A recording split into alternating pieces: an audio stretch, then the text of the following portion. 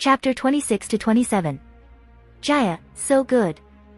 Fujine, or Jaguar Man as she's known in this singularity despite not being a jaguar nor a man, squeals in familiar delight as she dines in on the bowls of food Shiro had prepared for her.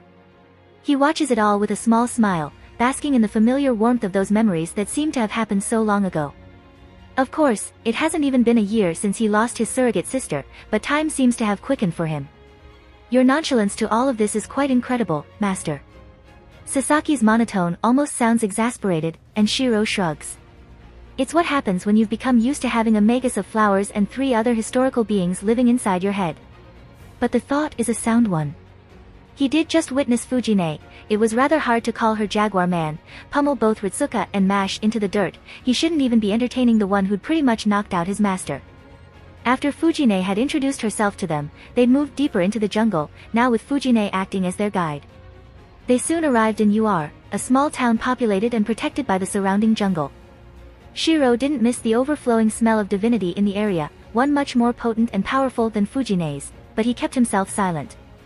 Instead, he let Mari, another nickname Merlin suddenly suggested him to call her with, do the investigating as he readied for any signs of danger. He'd asked about the sudden name change, and all Mari gave him was a laugh, as if amused at an inside joke he had no clue about. Oh well. The town also had a distinct lack of males, with every living citizen a female. Certainly odd, and worrying as he caught some of the younger women looking at Fujine in unconcealed fear. Ritsuka soon caught on as well, and it's quickly revealed that Fujine comes once every week or so to take one of the remaining males in the town as sacrifice. Which sounds like utter lies to him, especially since he can still smell the distinct waft of males not too far from here. And so they engaged in battle, with Ritsuka in command as both he and Mash worked together to fight against Fujine. It was then that he was reminded that this wasn't his surrogate sister. This summoned servant moved with the grace built from centuries of battle, her bloodlust sharpened from countless battles.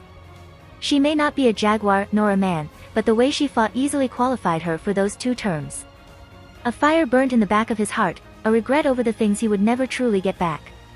There may be countless worlds out there, but the Fujimura taiga he'd come to know is no more. Even then, even as those burning embers fail to be extinguished by Avalon, he finds himself smiling as he contests against her, fighting her blow for blow. Her comical spear tore open the earth and shot out spikes of stone, and he fought back, his blade enhanced with magical energy to cut away all the incoming attacks. Somewhere in the midst of their battle, both Mash and Ritsuka had been knocked unconscious, lightly injured and bruised. He'd have been convinced that the shockwaves of his clashes had brought them unconscious, but the fading smell of flowers convinced him otherwise, and he could only frown as Mari giggled in his ear. You wanted some time with her, so I let you have some. She'd said before disappearing, so he told her to postpone their battle, pointing to the 2 unconscious girls at his back. Fujine blinks, before she nods and relaxes. Her body remains taut however, the excitement oozing out of her body still visible even to the naked eye. He shrugged. It was Fujine, her and calmness simply did not mix. Which leads him to the storage house to gather some leftover ingredients to cook, which finally leads him to this moment, watching as his not-surrogate sister shovels food down at an alarming rate. Idly, he wonders if having a massive appetite is also another requirement to become a servant. Every servant he meets seems to be a massive eater. The men you took away are still alive, aren't they? He begins as an opening, and Fujine stops eating for a moment. Of course not. I stole them away as sacrifices. Really? He frowns. Then why do I still feel their presence? Fujine's eyes shoot open in clear surprise, and he now knows that he's right on the spot. What he doesn't understand is why. Why would she lie about this? Why do this and cause such distress and sadness for the ones left behind? And how do you know? She narrows her eyes, her voice mixed with a soft growl. My nose is sensitive. He points at his nose, smiling slightly. It'll be hard to try and hide from it. Sounds like a challenge. She proudly proclaims, and he simply nods and smiles. As odd as it may be, he is rather interested to find how his magus sense matches up against those belonging to ancient deities. It's probably Yormer's influencing him again. He hears the distant laughter of a jovial titan. But, again, why take them away? He tries again, and Fujine scowls, clearly not wanting to say anything on the issue. Shiro frowns slightly. Is it because of Tiamat? Immediately, the air around him grows cold as Fujine growls at him, her orange eyes turning to a feral bright red. How? Her question comes out as a growl, bloodlust filling the room, but Shiro remains steadfast. This isn't the first time he's been faced with the divine presence of a god, and he doubts it'll be his last. I have an ancient magus living in my head. He casually states, ignoring Mari's surprise, and Fujine stops for a moment, blinking. I have an ancient magus in my head. He repeats. And she's managed to find it by analyzing the energies of the demonic beasts I killed along the way. We're collecting the men to form an army. Fujine finally says, her eyes still glaring at him. To fight against Tiamat? She nods at him, and Shiro frowns. They won't be able to do anything. Why even bother? Why cause the families to weep? Why not get help from Uruk? It doesn't make sense. If Fujine and whatever god she's working with knows of Tiamat, then they should know normal people would barely do anything. Why bother? Can't. She whispers. Shiro frowns. You can't? She nods sullenly, a spark of anger flashing in those reddened eyes. Formed a contract. Can't hurt Tiamat or else. Her fists clench, and a growl begins to sound from the back of her throat. It's a contract. Mari supplies. Whatever it is they did, there's a thread connecting her and whoever she's working under with two other goddesses. And breaking the vow will hurt them, which is why she's gathering men to fight for her. He finishes, frowning. Can we do anything? Not currently, no. Breaking magical contracts like this is out of my set of skills. Mari says. The only one I know of who should be capable is Hanami, but the girl is currently away from us. He blinks. Hanami can do that. Of course. How did you think she separated Engram Mainu from the Grail? Oh. I see. He says, placing a comforting hand on her shoulder. I'll help as much as I can, but there's not much I can do for you at the moment. Then, he smiles. But I do have a friend who should be able to sever that annoying contract of yours. Immediately, Fujine's eyes snap to his. Really? Yeah. He nods. She's currently on her way into Babylonia, but when she's here, I don't think she'll mind helping you out. And so, the light atmosphere returns as Fujine leaps over the table and gloms him into a tight hug, thanking him over and over.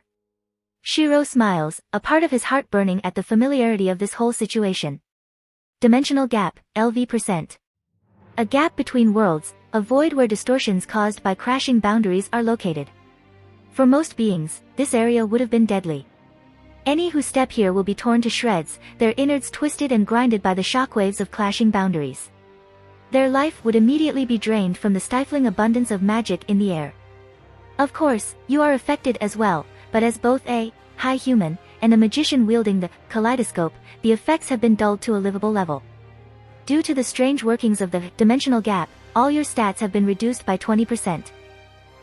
So that's why I feel weaker than normal. Gently, I rub the back of my neck, doing my best to dull the chills of my weakened stats. I mean, I've been hurt and exhausted and basically killed, but having my stats be cut by a clean 20% is a new experience, and it's not a pleasant one.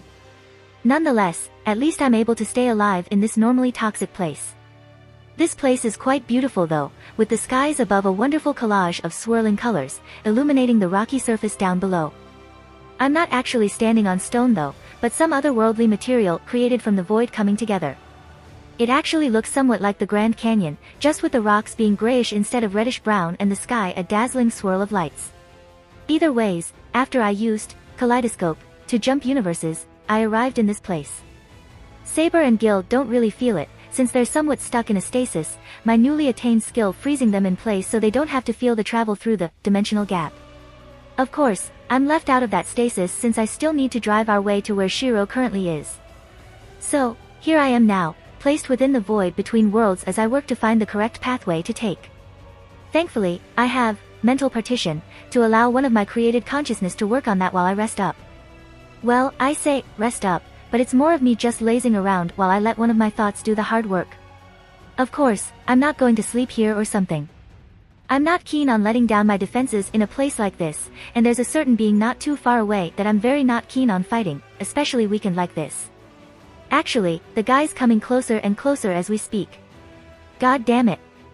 I sigh into my hands, preparing as many mental and physical defenses I can before the confrontation. Not for battle, but just so I don't get immediately blown away the moment he arrives.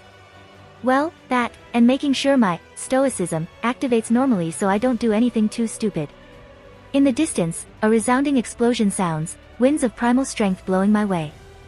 I steel myself and hold on, stabbing a sword into the ground and holding on for support. The sword doesn't hold for long, and I'm flung back, though I quickly stop and anchor myself down to the ground with another sword. Eventually, the wind dies as the being I'd sensed arrives, his giant wings folding as he lands on the ground. Slowly, I take a breath, and look up. The one who now stands before me is a dragon, his size far larger than any beast I've seen before. His scales are a bright red, each fluttering and glowing with enough magical energy to crush any normal magus into the dust with their sheer presence. His eyes are a blinding yellow, almost reminiscent of those belonging to the altar servants. My mystic eyes activate, and all freezes as an abundance of information floods into my mind, overclocking everything inside me for a moment. Great Red. True Dragon of Apocalypse. The dragon among dragons, the one who stands above all. He who commands immeasurable strength and holds an immovable defense. He whose flames brought down worlds, he who shall come forth to bring about the apocalypse, he who will enact the acts of revelation. Oh boy. To think I'd find a brat here. He growls, his voice echoing throughout the void, his scales fluttering slightly in indignation. And to be able to survive. Not bad. Thanks. My words are met with a huff, and I can't help but smile wryly. Anyway, don't worry about me. Just trying to find the correct pathway to take to find my friend. I say, and the dragon perks up slightly, his yellow eyes shining with interest. A world traveler. He hums, and I nod. A new one though. I add. I can see that. He huffs in amusement. No sane person would actively use the dimensional gap as a transit, but here you are. It is the fastest way, so, yeah. I shrug, and he just laughs. But one guaranteed for death. He then adds cheerfully. I smile.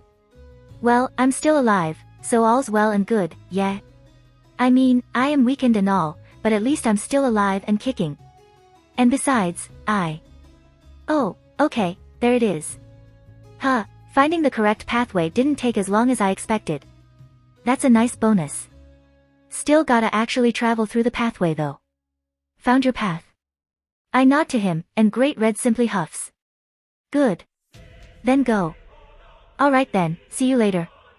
I ask back, and seeing a small minute nod, I smile as I walk away, heading towards the small opening rift I've located not too far away.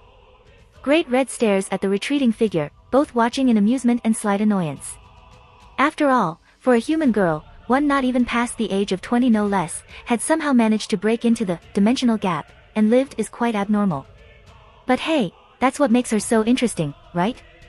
A cheery voice sounds in his mind, and Great Red huffs. I suppose so. But more interesting is this seemingly bodiless voice talking to him. It had appeared one day, suddenly spoke to him with such casualness it nearly caused him to stumble. Did this thing have a death wish? He'd thought then, but such thoughts would then lead his curiosity further. Whoever is behind that voice is powerful. Every syllable it spoke reverberated throughout the dimensional gap, space twisting and time seemingly grinding to a halt as it spoke. Divine yet distinctly not, robotic yet also human. The voice is an enigma, one he'd been unable to solve even with the time he'd spent looking through the fabrics of the worlds. Yet, despite that, it had come to him, joked around for a moment, before it begged him to let the girl through, telling of how she'd become one of the more interesting individuals throughout the multiverse.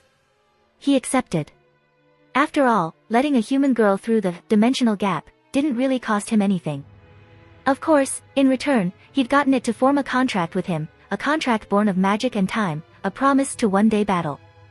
And just as easily, it accepted, but even with the new contract between them, he'd managed to not find a single clue to whoever this strange disembodied voice is. That is fine. Great Red huffs softly. He has an eternity to search after all.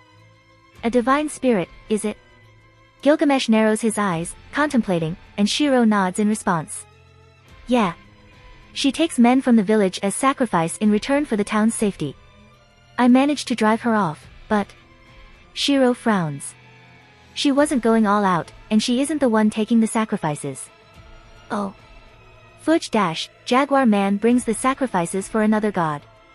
I don't have a name, but she seems related to Jaguar Man. He continues, coughing softly at the mistake he'd made. Ritsuka frowns as well, recalling the snippet of battle she remembers before being knocked unconscious. Silently, she clenches her fists, stifling that ever-present feeling of weakness inside her. Had it been not for Shiro driving her away, she and Mash would have lost completely, and who knows what would have happened then. She needs to get stronger. Gilgamesh mulls to himself silently, his eyes closed as he ponders over the new information. Of course, this was nothing but a test. Gilgamesh already knew of the two divine spirits in UR, but Shiro remains silent, both for the king's sake, and himself. Very well, you are dismissed for the day. And so, the recently returned trio leave the throne room. They're tired from their trip, and it shows, with Ritsuka's cheerful demeanor overshadowed by the exhaustion in her bones. Mash is not different, even somewhat limping from the aches of her recent defeat. Only Shiro looks somewhat unaffected, with only traces of dirt present on his shirt as evidence of any previous battle. Then, as they neared the cottage they've taken shelter in, Shiro turns, heading somewhere else. Where are you going, Shiro? Ritsuka asks. Shiro blinks, turning back to face her. Off to train. Why? Do you do anything else besides training? She can't help but deadpan, and the teen blinks at her, surprised at the sudden question. He goes silent, mulling over his answer, before smiling wryly and rubbing the back of his neck. Not much I remember. He says, sounding almost embarrassed about it. Isn't that a bit sad? She silently wonders, frowning slightly. Then, Ritsuka stops and thinks. She looks to Mash, seeing her on the edge of falling asleep, and she can't help but feel sorry for the girl. She took a much heavier beating in between them all, and she needs some well-deserved rest. So, Mash, go have a good rest, okay? She says, and Mash simply nods and walks into the cottage, her silence another testament to her weighing exhaustion. Shouldn't you go rest as well? Shiro asks, his brows furrowed with worry. She smiles back. I think it's better to train. She shrugs. Though he's still clearly worried, he nods. Are you sure? He asks again, and resolutely, she nods. Shiro sighs, running a hand through his hair before nodding. All right then.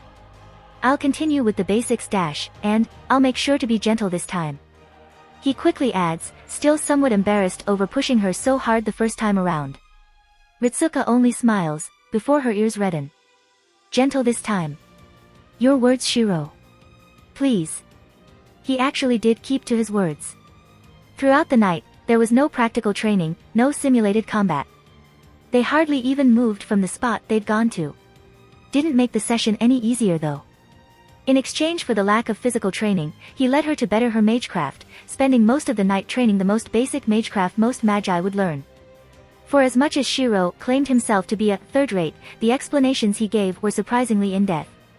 His explanations over what, structural analysis, and reinforcement, can do sounded a whole lot like the ones given by professors in the clock tower, according to Romani at least. The doctor was actually quite intrigued as well, foregoing his sleep to listen in on Shiro's explanation as well. Then, after he'd finished his explanation, he instructed her to use her structural analysis on a nearby rock, asking for her to give him as much information she could glean from the little thing. She did as best as she could, giving the information on how durable it is and the layout of its internal structure. Not bad. Shiro had said, before proceeding to demolish her sense of accomplishment as he not only spelled out the things she'd already said, but also its spatial coordinates, when it arrived at that location, who stepped on it, how much time had passed since it came to that specific spot, and even the amount of accumulated force that it had taken throughout its time being here. Ritsuka's jaw had fallen to the floor, and she was sure the doctor's had as well. Structural analysis allows you to see the blueprints of the analyzed objects. He said to her, holding up the rock. But it can go farther than that. You can view more, delve into its history, see every single kink it has. And so, with her spirits returned, she began her training, going through several different objects and analyzing each and every one, following the many advice Shiro gave as she did so. For the first time, she pushed her mental strength far beyond what she'd done before. It was painful, extremely so much so that she'd actually collapsed and suffered a short seizure one time, much to the worry of both Shiro and Romani. But she kept going, and both men could only watch in silent worry. Eventually, twilight arrived, and Shiro forced her to stop, carrying her to her bed. She was fairly certain he did something before he left the cottage. She remembered seeing a strange golden glow and feeling some of the weight in her mind lift, but she was too tired to remember the sight clearly. That aside, even now, after quite some time sleeping and with the sun now high in the sky, her eyes and mind still ached from the strain she'd forced herself to go through. "Senpai." She suddenly hears Mash mutter beside her, and she turns to the girl. Are you okay?" The shielder's brows are furrowed in worry. Actually, everyone sitting at the table is looking at her in worry. Even the normally smiling Merlin looks somewhat worried for her health. No, it's okay. Just a bit of training." She tries with a casual shrug, hoping to relieve some of the worry. It doesn't. The others only look on in further worry. "I understand the need to train, Fujimaru-sama, but to strain yourself so much is..." She says, frowning as she notices the master's eyes slowly begin to droop. It's worrying. Well. How is she supposed to explain this? That she decided to, instead of resting after the long journey, go on and train far into the night with Shiro, straining her mind and eyes until she collapsed because of a seizure? It's my fault. Thankfully, she doesn't have to explain that as Shiro enters, wearing an apologetic smile as he carries with him several large plates of food. She wanted to practice, but since she'd just returned, I trained her magecraft, and I might have gone a bit too far. Well, what were you even training her in, Shiro-kun? Merlin pipes in, already beginning to eat the food he's just placed down. Structural analysis. He shrugs. Merlin stares. Structural analysis. He repeats, before cupping his chin and silently humming to himself. Why, if I may ask? She wants to learn, Gihen, and that requires an in-depth knowledge on both reinforcement and structural analysis. He explains as he takes a drink. I decided to get her started on structural analysis. And you think she'll manage? Merlin asks back, obviously wondering if he thinks his help now would contribute to anything, considering this was the last singularity Ritsuka and Mash had to go through before they went on towards their final goal. In response, yes. He confidently says. I'm not the best magus out there. I can only do the most bare bones of magecraft, but I do have tenacity. He turns to her and smiles. I see the same fire inside her. I almost see myself in her. She's survived until this moment, gone through horrors no girl should ever go through at her age. Something like this won't stop her. So yes, she'll manage. I know she will. The room is silent. Ritsuka stares at him, seeing his smile, seeing those eyes that hold only belief and confidence, and she smiles back. So, days pass, night and day blending into one as they lived on. Ritsuka and Mash worked around Uruk, doing odd jobs to help the people. Ashi, Benkei, and Leonidas continued on with their duties, securing protection for the people against the slowly rising tide of demonic beasts. Merlin was his usual mischievous self, going around Uruk and honestly being somewhat of a menace. Gilgamesh went on as normal, driving himself to the dirt as he worked night and day. Or, well, he would have had Shiro not stepped in with Siduri and slapped the man with a restraining order to rest. The king protested as expected, but after some long coaxing, the man conceded some of his duties to Siduri. And Shiro kept to his promise, teaching Ritsuka as much as he could for the little girl, with Mash occasionally joining in some practice battles against him. Ritsuka learned wonderfully, her skills in using structural analysis and reinforcement rising constantly, though she still struggled at using Gihen. Shiro found the entire thing rather relaxing actually, but Ritsuka was clearly getting antsy and frustrated, her progress in her magecraft having hit a wall. Which is why Shiro was overfilled with gratitude when Gilgamesh had called them one morning. A hunting mission? Ritsuka asks. Indeed. Gilgamesh frowns slightly. A large colony of demonic beasts have been spotted west of Uruk. I want you to destroy it before it grows any larger. How big is it now? Shiro asks. A group of roughly 300. Gilgamesh casually states, and Shiro nods. It isn't an absurd number of monsters he has to slay, and he has Ritsuka and Mash to aid him if the situation calls for it. It'd be a nice way of testing the two worldly travelers, no? Mari adds in, and he internally nods. Letting both the girls vent off by subduing some monsters doesn't sound too bad. Hanami often did as such when she's bored or frustrated about something. With their mission known, they make their way towards the western gate, supplies for the journey already carried in a small pack on Shiro's back. The task they've received isn't terribly difficult, but knowing how life goes. If something can go wrong, it will go wrong. So the day goes on, with the odd trio walking across a barren desert, looking very much out of place. Ritsuka continues to train her usage of Gihen, failing as she did nights before. Mash looks on, giving her cheers and encouragement for the master she's worked with for so long. And Shiro watches in silence, keeping his eyes out for any signs of movements in their immediate surroundings. There's nothing. Shiro narrows his eyes. Not a single demonic beasts have come in contact with them, not for the hour they've been traveling, and isn't that strange? When they first journeyed towards Uruk, even in the most desolate of areas, there'd be one or two demonic beasts lying around, waiting for unsuspected prey to pounce upon. He keeps his eyes open as they continue on. Another uneventful hour passes before they finally find a sign of life. It's a large paw mark carved into the earth, a clear remnant of the foot of a demonic beast. Immediately, Ritsuka steels herself, a chain of commands ready to be spoken at any moment. The caution is rewarded when several lion-like beasts leap out from the hills. Mash! Shiro! Ritsuka calls, and Mash moves, her shield dragging across the air as she moves to strike. Shiro does not. Shiro? The girl looks at him, confused why the boy remains unmoving. Why don't you give it a try? He says, gesturing towards the group of demonic beasts Mash is keeping at bay. Ritsuka stutters slightly, clearly unused to it. The two holographic voices are just as wary, advising her otherwise, but Shiro shrugs. All your lessons would have been pointless if you do not use them. I'll step in when needed. With his words said, Shiro steps back, and Ritsuka can only swallow her building fear as she rushes in, magic circuits flaring as prana surges through her body. So, what's the verdict, Shiro-kun? Mari asks. Honestly, for a girl unused to fighting on the front lines with her servants, the girl isn't doing all that badly. There are occasional moments where she'd mess up, where she'd interfere with what Mash is doing and times when she'd miss her attacks, but overall, she's doing quite well. It took some time for them to clean out the group of 8 or so, but Ritsuka looks clearly happy over her performance, so all's well and good. They continue on, their spirits high. More demonic beasts come, and again, Shiro lets the two girls fight, stepping in only when danger is imminent. But, for who she is, Ritsuka is a human, and it doesn't take long for her to tire herself. Of course, the girl can only laugh shyly as Mash carried her, silently lamenting her exhaustion.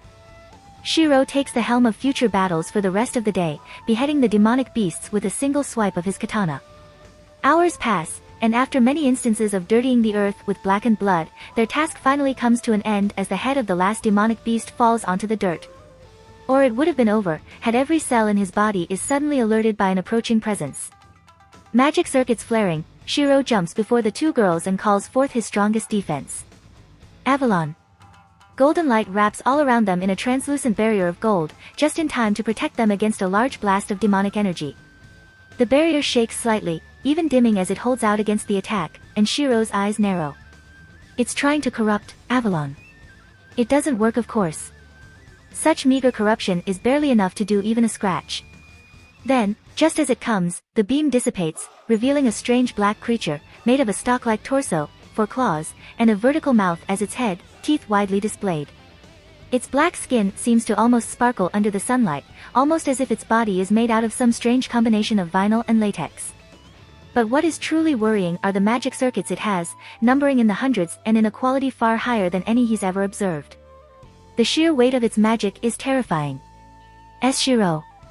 Slowly, he turns to Ritsuka, and he sees the terror in her eyes, the weight pushing down on her shoulders, the trembling of her legs. He takes a glance at Mash, and the demi-servant is no different, though her arms still tightly holding the shield she'd come to rely on through their journey through space and time. What is this feeling? What did you protect us from? She manages to stutter out, and Shiro stops for a moment, confused. Can they not see it? That is my fault. Mari says. My immunity to illusions seems to have been carried on to you. Shiro nods. Ritsuka. Mash. He looks to them, his lips set to a thin line. There's an invisible enemy across from us. Orders.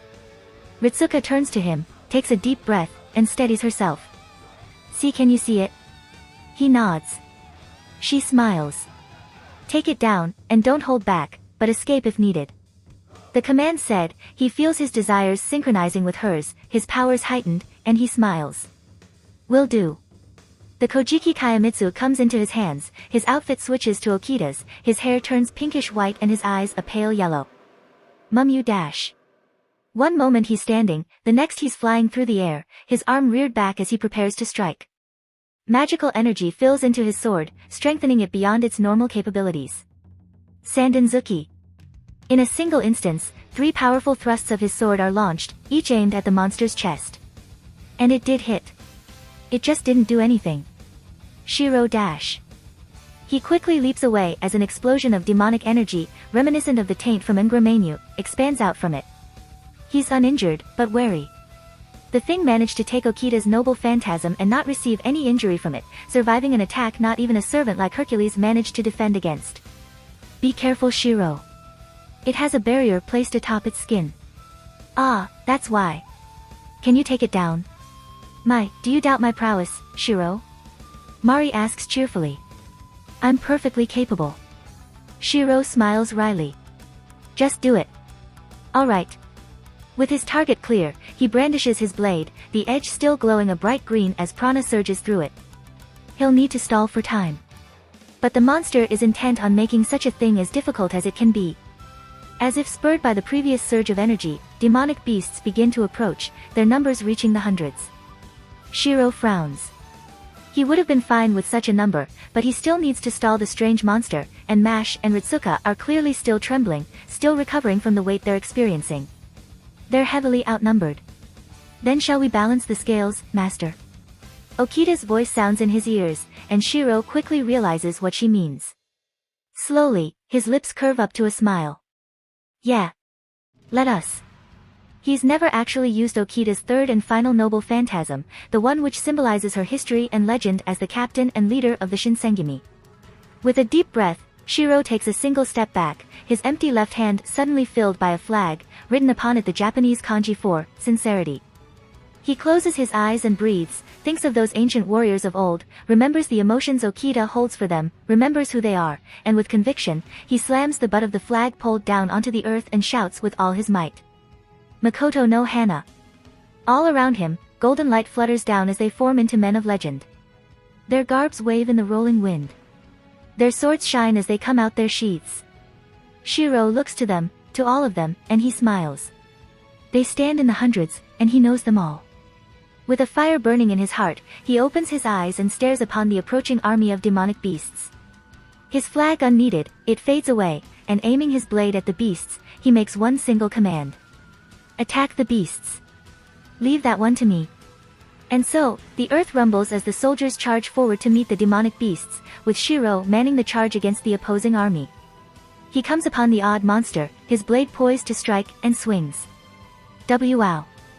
Mash watches on in amazement as Shiro and the army he'd summoned battle against the group of demonic beasts. Swords and fang come against one another, clashing loudly in their contact. Ritsuka nods silently, watching as Shiro moves across the battlefield, his blade weaving as he fights against the invisible enemy. Watching him dance through the ensuing chaos is mesmerizing, enchanting. The grace of a dancer, and the ferocity of a soldier. Then, suddenly. Mumyu dash. That familiar word is said, and the area is washed by a sudden surge of magical energy. His body glows as reinforcement is cast upon him. Lightning almost seems to flicker around him as the air becomes saturated with prana, accompanied by the gentle glow of pink light fluttering around and into his sword. He leans forward, and the earth below him cracks as he shoots forward, his arm and sword reared back. Sandenzuki. And at that moment, 3 thrusts are made. Again, his sword strikes true, making impact against the invisible enemy. But this time, the enchantment casted upon his sword axe, and whatever it was that hid the odd monster from the world shatters in a brilliant explosion, bathing the area with a bright light and forcing the 2 girls to shield their eyes. Then, the light dies down, and Ritsuka slowly opens her eyes. And there, standing across Shiro is a monster unlike anything she'd seen before. Its body is made of 4 claws attached to its thin torso, one that had a giant mouth as its head, its teeth shown to the world. However, Ritsuka doesn't fear, for Shiro's strike had struck true, his sword impaled deep inside the monster's chest. The thing lets out a guttural shriek as it attempts to move away, but Shiro's sword remains stuck in place. Shiro looks upon it one last time, before he adjusts his grip, and in a single motion, severs the monster in two. One final soft cry leaves the monster's mouth before it falls over, its blackened blood spilling onto the barren earth they stood on. And just like that, the battle is over. Ritsuka felt relieved when she watched the odd monster finally fall, its body split into two halves of its whole. She could still feel electricity bouncing inside her, lingering excitement from witnessing Shiro battle against an invisible enemy. But that relief soon turned into dread when Merlin's voice came into her head. Ritsuka-chan. Tiamat has appeared at the northern gates. Prepare yourselves for teleportation. Mash. Shiro. We need to go. She didn't bother explaining the situation. She didn't need to. Mash had been with her long enough to notice the dread in her, and Shiro nodded as well, seemingly already knowing of what's happening. The two demi-servants stepped close to their master, and soon, a pink light lit under them, swallowing them. Now, here they are, standing just before the northern wall, their faces twisted in horror as they see what has been done. Soldiers lay all over the dirt, most dead. Leonidas' left leg is heavily injured, Ushi is bleeding all over, her eyes wide and feral, and Benkei remains relatively unharmed, but he is shaking, frozen in fear. And across them all a large beast in the form of a lamia, with the bottom of a serpent and the body of a human girl. Her serpentine part is black, accented by scales of gold. Her hair is a dark purple, each longer than an entire district, coiling and twisting into the shape of snakes. Her eyes are a distinct purple, glowing with predatory glee. And behind her is a pair of large golden wings, wide and large enough to enable flight for such a large being. Tiamat, primordial deity of the ocean. Tiamat glowers, her eyes narrowing, and the snakes formed from her hair fire beams down upon them. Without hesitation, Mash steps forward, slamming her shield down with Leonidas and Ushi behind her. Lord Camelot. She calls, and the walls of that destined city comes into existence, acting as a barrier against the beam of energy Tiamat fired at them. Seeing the two protected for the time being, Ritsuka rushes to the terrified Lancer. Benkei. Slowly, the white-eyed Lancer turns to her, his skin paler than usual. Fujimaru, Dano? He asks, voice shaky and weak, almost as if the indomitable strength he has is no longer present. When did you get here? What happened, Benkei-san? Shiro asks as he kneels down, his eyes alternating between him and the beast Mash is holding back. It was so fast. He begins, his shaking fingers reaching for his eyes. We were killing demonic beasts when the ground shook, and then as she appeared, and dash. I see. Shiro cuts the man off and goes silent. He looks over to Tiamat, watching her irritation growing as her attacks continue to fail to break past Mash's noble phantasm. He narrows his eyes at her, his mind racing to figure out why she seems so familiar. But that can wait.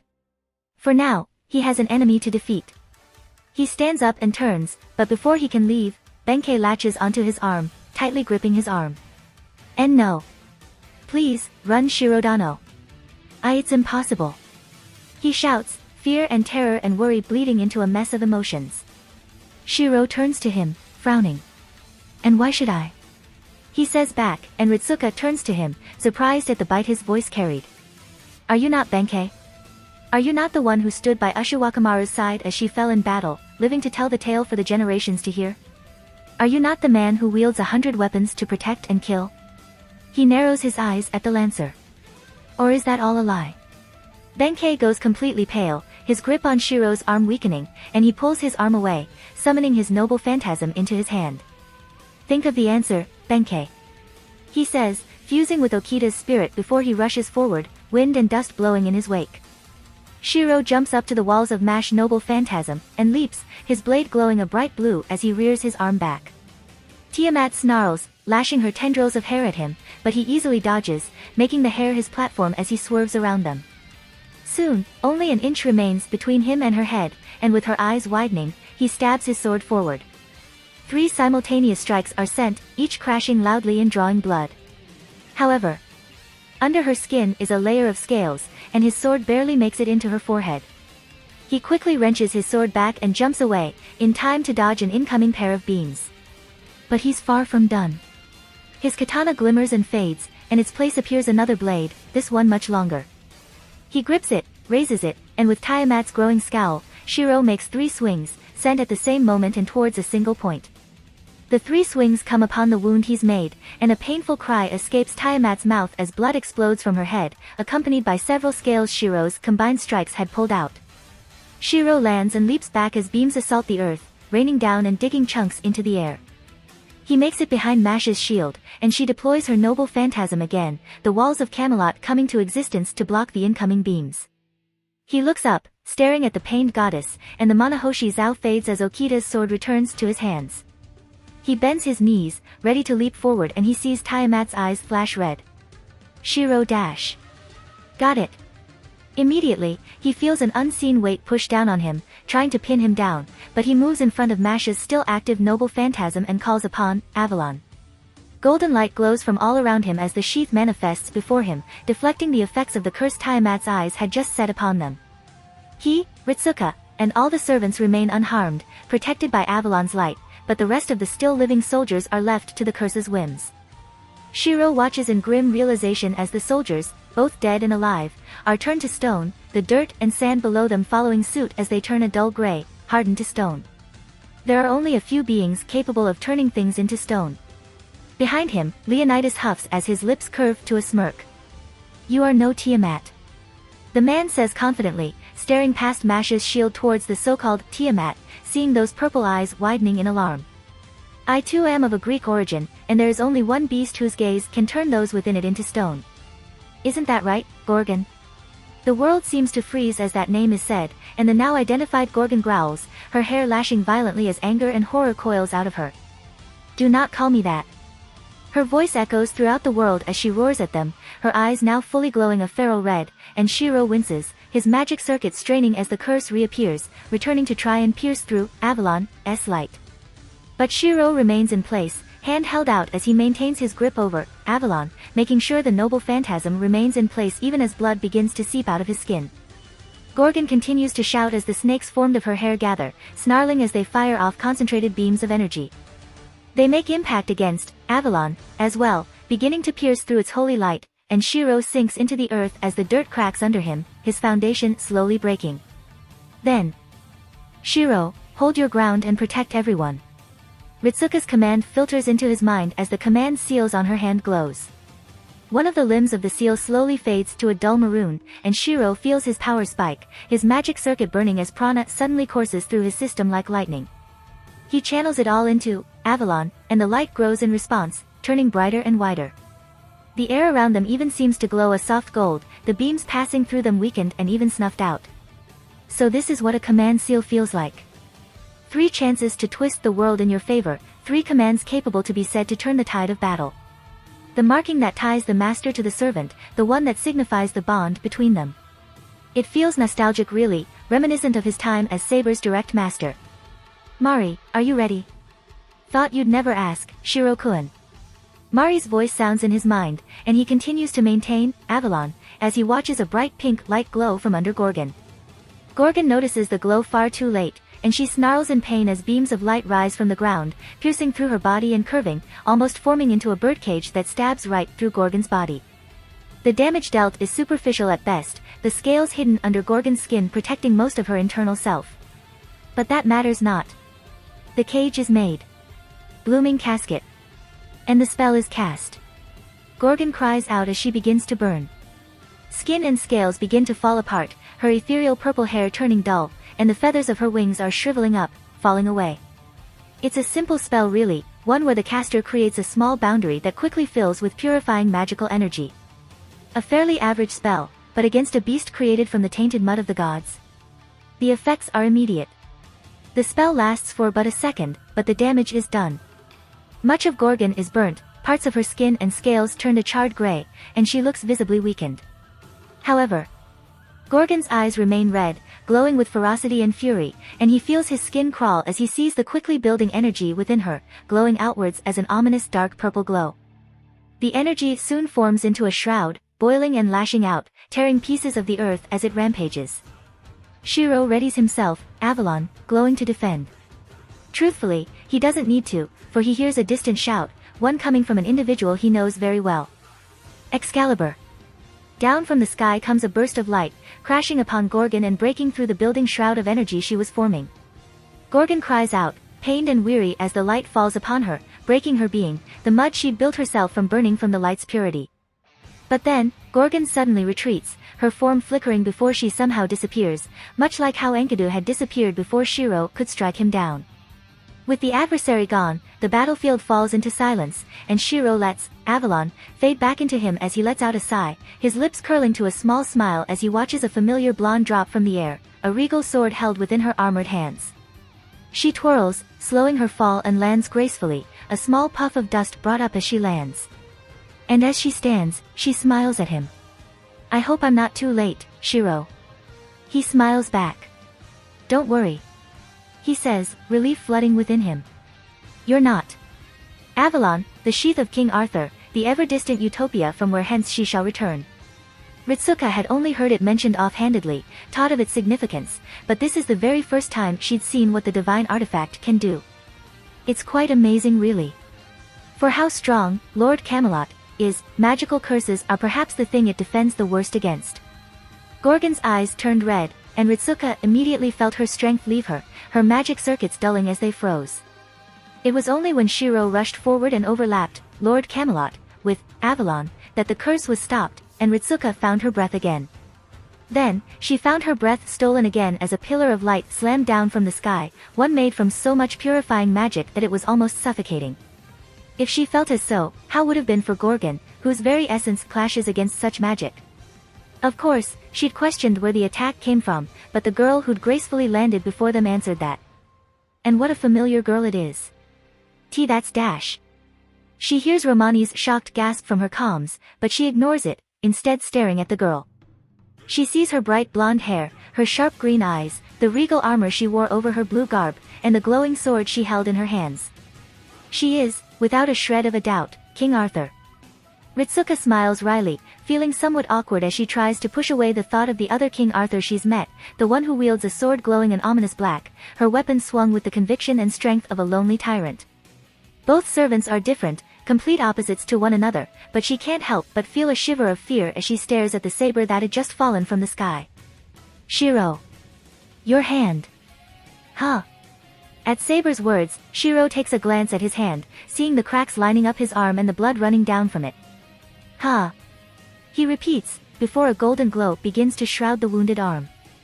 Threads of light begin to weave into the wounds, patching them, and before long, the injuries are healed. There. He says, before wincing at a sudden spike of pain.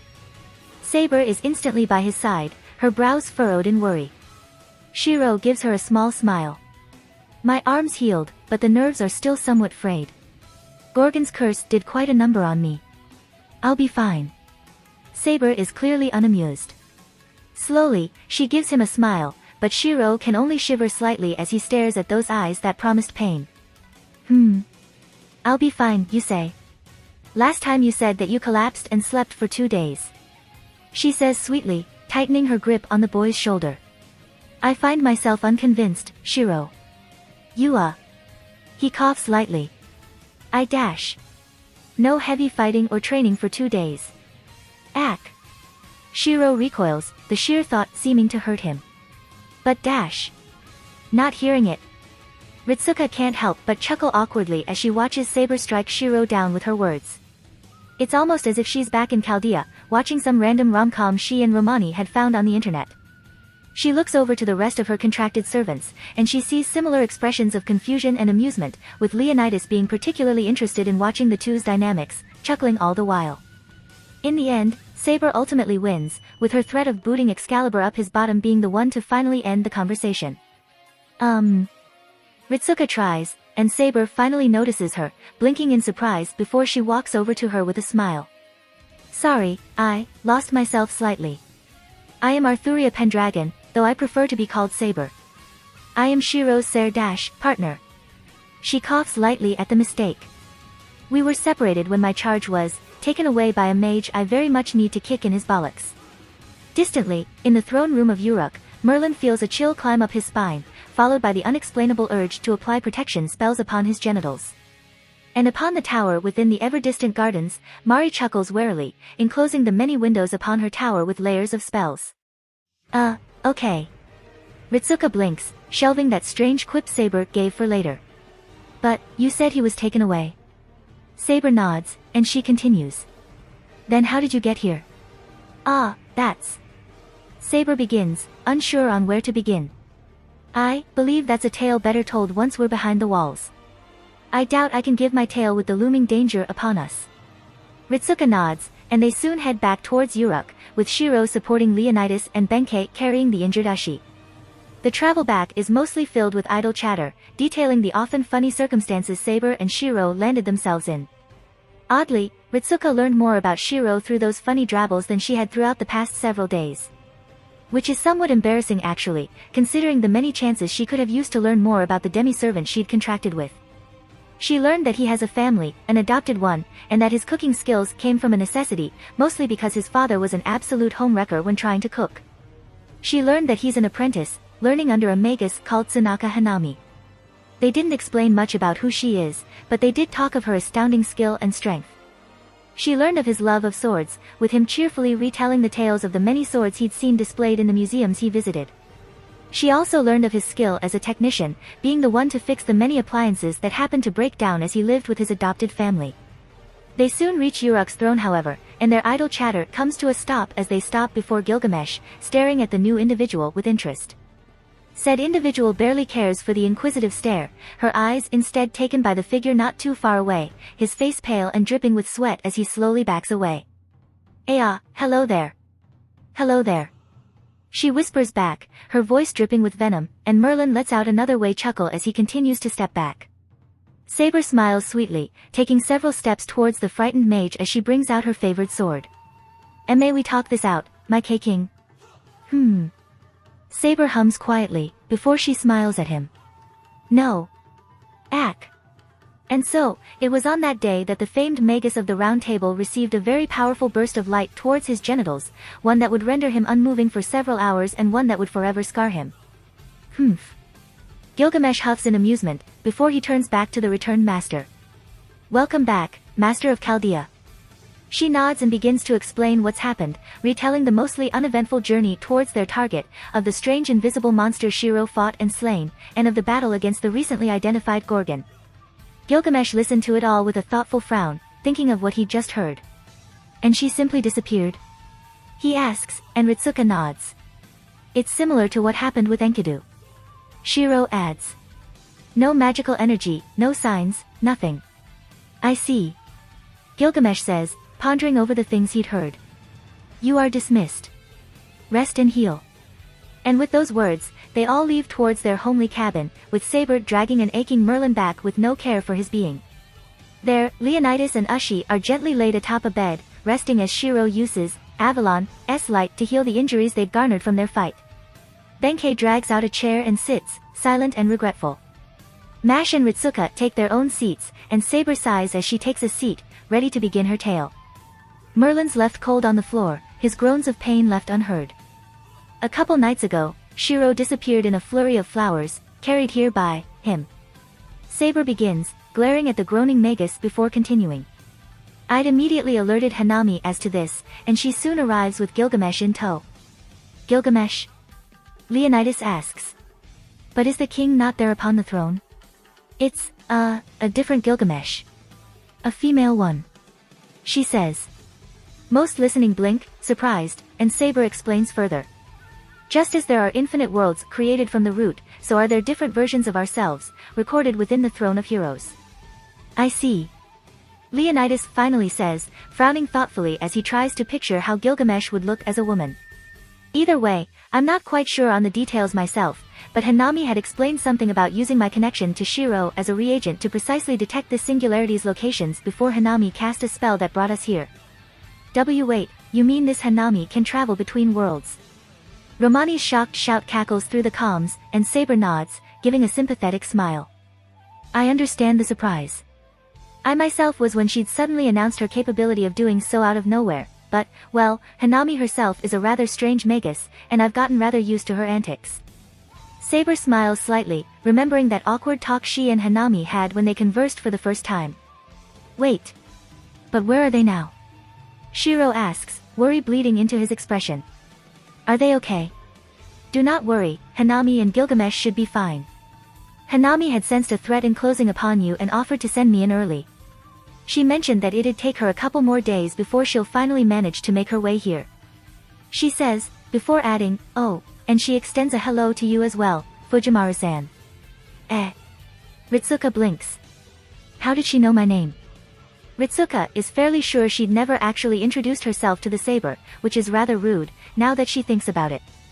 Believe me, I do not know how Hanami knows you either. I presume it's a product of her capability to travel between worlds. Saber shrugs, used to the strangeness. Ah. Ritsuka nods, the thought that a true magician knows of her still processing through her brain. The conversation falls into a lull, all recovering and resting from the recent burst of adrenaline, with only the gentle hum of Avalon's magic filling the silence. Silently, Ritsuka takes a glance at Benkei, her lips curling to a slow frown as she watches him. He's remained unmoving throughout the entire journey back, and the expression of guilt and regret in those blank eyes of his are clearer than ever. She frowns, wondering why Shiro's words had struck him so hard. Alright. Shiro says, letting Avalon's light fade as he heals the last cut on Ushi, giving the rider one last check before he sighs. Does anyone want to eat? Yes. Everyone unanimously agrees, with Saber being the loudest, her eyes already sparkling at the prospect. Shiro smiles. Alright then. Saber, do you mind helping? Not at all. She answers eagerly, rising from her seat and following her partner out of the cabin. They're an interesting bunch, aren't they? Saber says as she washes the vegetables in her hands. Even with the looming threat of human extinction, their spirits remain bright. Yeah. Shiro smiles. They're all amazing. They indeed are. Shiro's smile grows just a tad playful. Even Merlin. Hey! He hears Mari shout in his mind. Shiro dutifully ignores her. Saber's smile falls. I retract my statement. Most of them are amazing. How rude. Mari says, and Shiro chuckles. He never really did understand why Saber held so much annoyance for the Magus of Flowers, but considering who Merlin is and how much of a prankster he is, Shiro could see the stoic Saber getting very annoyed at the cheery Magus. Finished with the vegetables, Saber hands over the cleaned vegetable to him. Saber, did Hanami say anything about what we're facing? Shiro asks, placing the vegetables down and chopping them into smaller chunks. Saber frowns. I believe she did. She says slowly, and Shiro stops and looks to her, confused. I remember seeing her say something as we traveled, but my memories are hazy. The best I can do is recall Tiamat, but I'm sure that's something you've already found out. She sighs, brows furrowing in slight frustration. Shiro blinks, an old memory surfacing. I think Hanami mentioned something about that. He begins. Saber turns to him and blinks. She'd mentioned something about the dimensional gap, and how dangerous it is to enter it. Maybe your travel through it caused some of your memory to blur. Maybe. Saber says, understand but clearly unsatisfied. It's fine. He smiles encouragingly. Hanami and Gilgamesh will be here in a couple days, right? We can just wait. We can, but, she frowns. What if something happens before they do arrive? What if we're overwhelmed? Shiro opens his mouth, words ready to be spoken, but he holds himself back. For as much as he can encourage that it'll be fine, it won't. At this moment, they're grasping at straws, trying to prepare for an enemy whose power and scale they have no clue about. Tiamat could very well appear tomorrow, and they won't be able to do anything. But in the end, worrying constantly won't bring anything, will it? If it happens, then it happens. He finally says. We can't control fate. But, he then adds. We might not have control over fate, but fate doesn't have a hold over us either. We've broken past that, pushed against it. Saber stares at him, and slowly, she smiles. I suppose that's the best we can do, isn't it? Shiro smiles back. Shiro, I believe the stock's ready. Mari says, and he nods, smiling internally. You're getting better at counting. Are you saying I can't count, Shiro-kun? Mari whispers, her voice taking a slight edge. Shiro grins. Why, did you not ask me why 2 minutes is 120 seconds some time ago? He can't quite hold back a small laugh as he hears Mari stutter, quickly giving out as many things she can to convince him otherwise. Saber looks at him weirdly, wondering why he suddenly laughed, but he waved his hand. "It's nothing," he says. "Oh, Saber, can you go take out the meat? The soup's ready." "Ah. Will do. You are the worst," Mari says. "Learned it from you." Thankfully, everyone liked the simple soup he cooked. Unfortunately, Saber caught him trying to leave and train, and forced him back. Shiro could only sigh as he was blasted by Mari's rambunctious laugh. So life goes on. The next day arrives, and Ritsuka and Mash return to their daily work, now joined by Arthuria and a very much pained Merlin as she dragged the man around.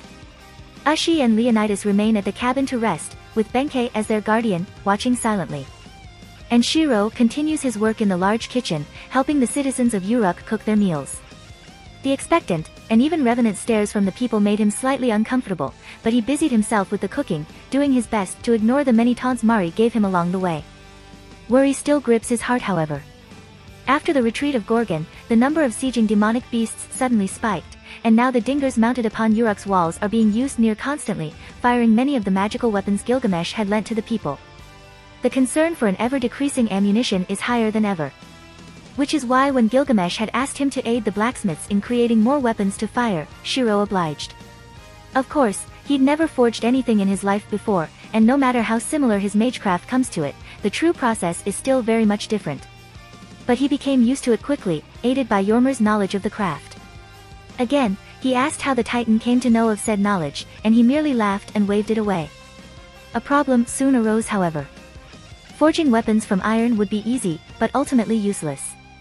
Iron weapons would barely pierce through a demonic beast's hide, if they even made it out of the dingers in the first place, considering the ancient weapons' latent magical potential would most likely destroy the iron weapons before they could be launched. And as skilled Mari was, there was only so much she could do. So she presented an alternative.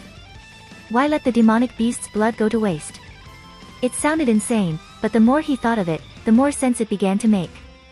If they could somehow solidify demonic blood, it'd be an incredibly potent magical conduit. Perhaps not a metal best used for a weapon, but surely one that would suit to be fired from a magical cannon. An idea in mind, he suggested the idea to Gilgamesh, and with a wide smirk, he gave his affirmation. So, after he helped make lunch for the citizens, he left the walls, a large enchanted gallon Gilgamesh lent strapped onto his back. He'd find roaming demonic beasts, injure them, and place the gallon under them as they slowly bled out. It sounded somewhat barbaric, which it was, but it worked. Gallon easily filled, he returned to the space the blacksmiths had lent to him. And here he now is, pouring the demonic blood in rectangular molds to prepare for the steps ahead. Overall, the single enchanted gallon filled roughly 34 rectangular molds, enough for maybe the same number of weapons if he manages to turn the liquid blood into a solid material to make use of. Taking a deep breath, Shiro takes a step back and brings forth Mari's staff into his hands. He lets his prana flow, his magic circuits thrumming as he connects with the magical staff in his hands. Wind picks up, the smell of blooming flowers waft into the room, and Shiro closes his eyes as he lets his magic reach out into the corrupted demonic blood. Slowly, aided by Mari's guidance, he begins drawing away the corruption within the blood, pushing them into the air and letting them flow out of the windows in the room and out into the sky, dispersing them. Glowing, the purple color of the blood begins to change, shifting to a brighter red. And just like that, it is over. Shiro opens his eyes and sighs in relief over a job well done. The demonic blood is now a bright red, pulsing with magic of ancient Mesopotamia, ready to be remade. Smiling slightly, his magic circuits flare as he casts another spell, binding the blood together into a solid, a metallic material that glows even in the darkness of the forge. Nicely done. Mari congratulates as she inspects the new materials. Extremely durable, greatly sensitive to magical energy, and created from an abundant resource. Had Arthur found this out, he'd immediately be taken. Of course, their task is far from done. The materials may be procured, but he still needed to forge them into usable ammunition for the dingers.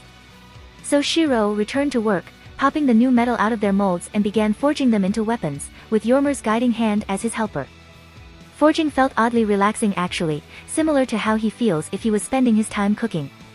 It let his mind wander slightly, thinking of odd things and reminiscing over the memories he holds. Soon, 34 newly created javelins are lined up before him, their red sheen glowing with magical energy.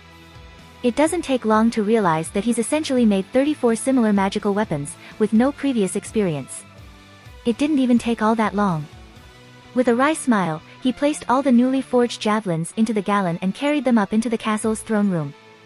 There, he sees Saber growling at a very much terrified Merlin, Ritsuka, and Mash watching from the side in exasperated amusement, and Gilgamesh mostly ignoring it all, his eyes instead set on Shiro and the weapons he carried in the gallon in his hands. "So you've come back." The king begins, and the others turn their eyes to him. Shiro nods, walking forward and placing the gallon down, pulling out one of the javelins he'd forged. Gilgamesh stares at it, inspecting it, and he nods in approval. "Yes. These should do." Gilgamesh-sama, what are those?" Mash asks, staring at the glowing red javelin Shiro has. "They are new noble phantasms to be fired from the walls," he says. Shiro blinks silently, wondering why the man had called them noble phantasms. He idly wondered why Mari sighed when he thought that. "How many can you make?" "A gallon makes about 34. Shiro answers. "And 2 hours are needed." Gilgamesh finishes, and Shiro nods. The king hums in thought, before golden portals shimmer to life, dropping several hundred of those enchanted gallons he'd lent. "Very well. I will have my men gather the needed blood." Shiro nods. If he's to make more, then he'll need to ask for more molds to use. With his next task in mind, he turns and leaves, not hearing Saber's sigh and her whisper of how he and Hanami are a perfect fit with one another. Shiro let out a sigh as he dropped back against the wall, weakly raising his arm to wipe away some of the sweat that had pooled on his forehead. He'd slightly underestimated how enthusiastic the people of Uruk became when they heard Gilgamesh's order. In mere minutes, gallons after gallons of demonic blood were being dropped off by his doorstep, and he found himself subjugated to a constant stream of materials to forge into ammunition. Shiro didn't mind it really. It was both a nice way to slowly accustom working by the forge and help the people of Uruk survive against the rising tide of monsters. Still, working so constantly was rather cumbersome as well. 3 hours in, and he found his shirt completely soaked in his sweat. So, he took it off, letting the shirt slowly dry outside. He'd also missed dinner, politely denying the food Ritsuka offered him when she entered hours ago. She then proceeded to leave with a massive blush. He wondered why. Totaling his progress, from noon until midnight, he'd managed to forge a couple thousand javelins, enough to maybe last Uruk a week or more. But, in the end, he didn't manage to make use of all the demon steel, as Mari called it. There are still several hundred bars left to be forged into javelins, and 10 gallons or so that he still needs to turn into the usable material. He would have continued, but it was far too deep into the night now, with even Mari forcing him to stop and rest. Well, he'll continue tomorrow. If tomorrow comes around, that is. Ultimately, Uruk will be destroyed, Gilgamesh had said it himself. The demonic beasts will continue to come, relentless and tireless in their pursuit, and soon, the walls will crumble. The true Tiamat still lingers in the shadows, an unknown but undeniable threat. Gorgon and Enkidu still remain as well, along with Fujine and the goddess she works under. And then there is that strange invisible monster he'd fought just a day ago. He doesn't know what it is, Gilgamesh and Merlin don't know what it is, but the being was clearly divine, created from a taint similar to Ngramenu. He dearly hopes the one he slayed is the only one, but he knows that won't be true. Gilgamesh recounted that he'd heard of a similar monster, one that had slain one of the servants he'd summoned using his own holy grail, and said that its abilities had been completely different, capable of twisting and contorting impossibly. There are too many variables, too many enemies, and Uruk was battered, tired. Yet despite that, they still hold on, guarding the walls and manning the dingers installed upon Uruk's walls to fend off the incoming horde. Even in the face of looming extinction, they continue to struggle.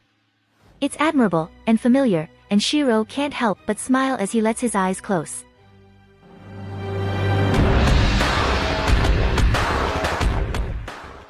If you like this content, don't forget to like and subscribe. See you later, bye bye.